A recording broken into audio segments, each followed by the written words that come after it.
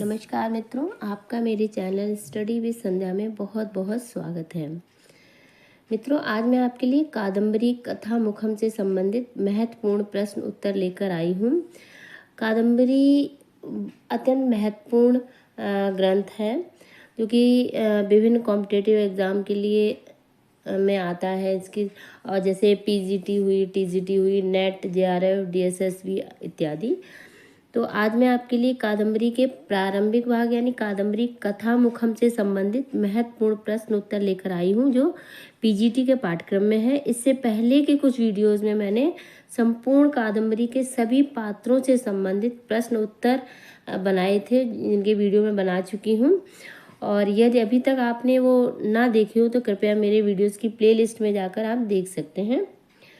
तो चलिए आज शुरू करते हैं कादम्बरी कथा मुखम से संबंधित महत्वपूर्ण प्रश्न उत्तर। तो पहला प्रश्न है, कादम्बरी के प्रथम मंगलाचरण में किसकी वंदना की गई है? तो कादम्बरी के प्रथम मंगलाचरण में किसकी वंदना की? इससे पहले हम जान लेते हैं कि मंगलाचरण होता कितने प्रकार का है।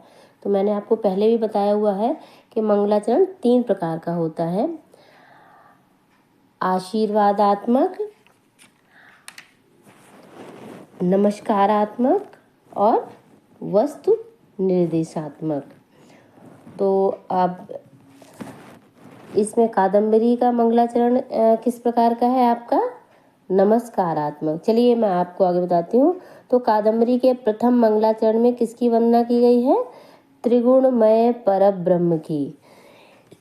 त्रिगुणमय परब्रह्म की यानी कि तीनों गुणों से युक्त, जैसे आपके ब्रह्मा, विष्णु और महेश, यानी कि रजोगुण से ब्रह्मा जी को बताया गया है और सत्वगुण से विष्णु जी को और तमोगुण से शिव जी को, यानी तीनों गुणों से युक्त सत्व, रजस और तम जहाँ एक साथ उपस्थित हो, ऐसे त्रिगुणमय परब्रह्म की यहाँ पर वंदना की गई है, उनको नमस्कार किया गया है।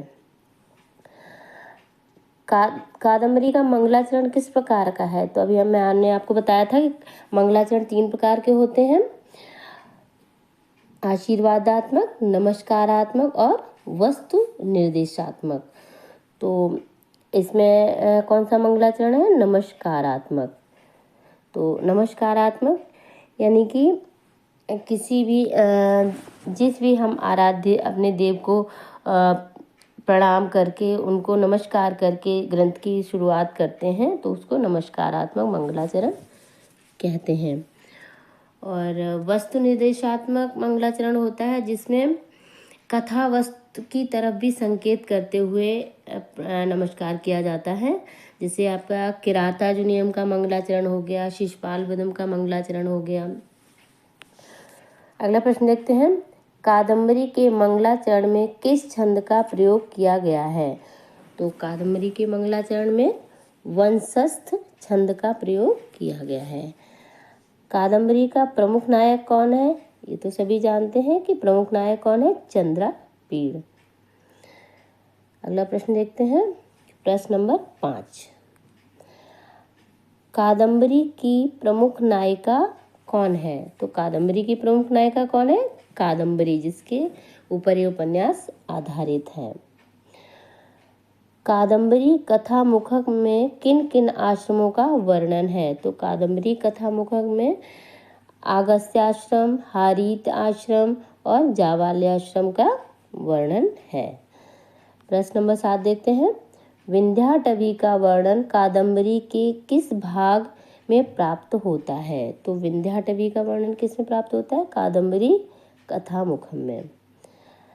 नेक्स्ट क्वेश्चन, हारीत किसका पुत्र था? तो हारीत किसका पुत्र था? महर्षि जावालि का, जिन्होंने शुक को कथा सुनाई थी उसके विषय में। आगे देखते हैं, प्रश्न नंबर 9। राजा शूद्रक की राजधानी का क्या नाम था? तो राजा शूद्रक की राजधानी का नाम क्या था? विदिशा। राजा शूद्रक के मंत्री का क्या नाम था? तो राजा शूद्रक के मंत्री का नाम था कुमार पालित। प्रश्न 11, शूद्रक की राज्यसभा में शुक पक्षी को लेकर कौन आता है? तो शूद्रक की राज्यसभा में शुक पक्षी को लेकर कौन आता है? मातंगिनी यानी चांडाल कन्या लेकर आती है। चांडाल कन्या की तुलना किससे की गई है? तो चांडाल कन्या है उसकी वो इतनी सुंदर थी कि उसकी तुलना किससे की है? मोहिनी रूपधारी भगवान विष्णु से।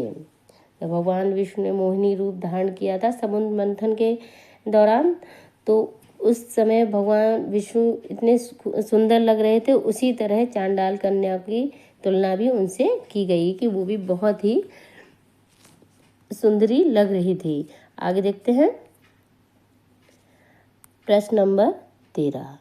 त्रिभुवन प्रसव भूमिरिव विस्तीर्णा प्रस्तुत श्लोक में किसकी विशेषता बताई जा रही है? तो त्रिभुवन प्रसव भूमिरिव विस्तीर्णा यानी तीनों भवनों की प्रसव भूमि के समान जो फैली हुई किसकी विशेषता बताई जा रही है? ये राजा शूद्रक की राजधानी विदिशा। गुह इवा प्रतिहत शक्ति में गुह से क्या अभिप्राय है? तो गुह से क्या अभिप्राय है? कार्तिकेय। कार्तिकेय को बोला गया है कि कार्तिकेय के समान उसकी शक्ति अचूक थी, यानी जिस तरह कार्तिकेय की शक्ति अचूक है, उसी प्रकार महाराज शूद्रक की शक्ति भी अचूक थी। स्फुरत कलालाप विलाप कोमला ये पद्यांश किसकी विशेषता बताता है? तो ये पद्यांश कादम्बरी की विशेषता बताता है। आगे देखते हैं मनस्तु साधु ध्वनिवि पदे पदे हरन्ति संतो मणिनूपुरः इव प्रस्तुत पंक्ति किस ग्रंथ की है? तो प्रस्तुत पंक्ति किस ग्रंथ की है? तो ये है कादम्बरी की। यानी कि इसमें बताया गया है कि सज्जनों की वाणी कैसी होती है? जैसे मणिजड़ित नूपुरों के समान, जैसे जो नूपुर होते हैं, जो पायल होती है, मणिजड़ित पायल होती है, उसके नूपुरों की ध्वनि मन को अत्यंत प्रसन्न करती है। उसी प्रकार सज्जनों की जो वाणी होती है तो मणिजड़ित नूपुरों के समान मन को प्रसन्न करने वाली होती है। आगे देखें प्रश्न नंबर ये किस ग्रंथ की है? तो यह है कादम्बरी की। प्रश्न 17। अतिशुद्ध स्वभावमपि कृष्णचरितम अकर्मपि हस्तस्थित सकल भवनतलम राजानम अद्राक्षित। निम्नलिखित में किसके विशेषण हैं? तो ये सारे विशेषण किसके लिए आए हैं? राजा शूद्रक के लिए। कथा मुखम में राजा शूद्रक का वर्णन है, तो ये सारे विशेषण राजा शूद्रक के लिए आए हुए हैं। आगे देखें अकारणाविष्कृत वैर दारुणा सज्जनात् कस्य भयम न जायते। जायते होगा यहाँ पे। प्रस्तुत श्लोक के रचयिता कौन है? तो प्रस्तुत श्लोक के रचयिता, तो ये स्वाभाविक है कि जिसने इस ग्रंथ की रचना की है तो वही इस श्लोक का रचयिता होगा। तो इसके रचयिता है बाणभट्ट। तो इसका अर्थ है कि बिना कारण ही बैर प्रकट करने वाले क्रूर स्वभाव वाले दुष्ट व्यक्ति से किसे भय नहीं लगता है या किसे भय नहीं होता है, अर्थात सभी को होता है। जो बिना कारण ही वैर उत्पन्न कर ले, दुष्टता दिखाए, तो ऐसे व्यक्ति से तो सभी को भय लगता है। आगे देखें अगस्त आश्रम में राम के रहने के लिए पर्णकुटी का निर्माण किसने किया था? तो ये आप सबको पता ही होगा। तो इसमें पर्णकुटी का निर्माण किया था लक्ष्मण ने। आगे देखें किमिव ही दुष्करम करुणा नाम, यह कथन किसका है? तो ये कथन है शुक का, यानी तोते का। तो जब ये तोता कब बोलता है, किसके लिए बोलता है? कि जब जो सवर सेनापति को देखता है जब शुक, तो उसके लिए कहता है कि जो अकरुणा नाम, यानी जिसमें करुणा ही नहीं है, ऐसे निर्दयी व्यक्तियों के लिए क्या चीज़ दुष्कर नहीं है, क्या चीज़ दुष्कर है। यानी कि जो दुष्ट व्यक्ति होते हैं उनके लिए कोई भी कार्य दुष्कर नहीं है, यानी कि वो कुछ भी कर सकते हैं। जैसे शबर सेनापति था, उसने पक्षियों के घोंसले से छोटे छोटे बच्चों को भी निकाल कर उनको नीचे फेंक कर मार दिया था। तो उसी को देखते हुए शुक कहता है। शुक राजा की प्रशंसा में कौन सा छंद बोलता है? तो कौन सा छंद बोलता है? आर्या छंद। राजा शूद्र की प्रशंसा में वो आर्या छंद बोलता है। शुक किस अवस्था में आर्या छंद बोलता है, यानी वो किस पोजीशन में कैसे बोलता है? तो वो क्या करता है? दाहिना पैर उठाकर, यानी कि उनके सम्मान में दाहिना पैर उठाकर वो आर्या छंद बोलता है। शुक विंध्याटवी में पंपा सरोवर के किस तट पर स्थित वृक्ष पर रहता था? तो विंध्याटवी में जो पश्चिमी तट पर वो शुक रहता था। आगे देखते हैं, शुक अपने पिता के साथ किस वृक्ष पर रहता था? तो शुक अपने पिता के साथ किस वृक्ष पर रहता था? तो शालमली वृक्ष पर। ये आपको याद करना है। शालमली वृक्ष के पास कौन सी सेना शिकार करने आई थी? कौन सी सेना आई थी जिसने सभी, जो शुक था, वैशंपायन शुक था, उसके पिता को भी मार दिया था। तो कौन सी सेना थी वो? सवर सेना।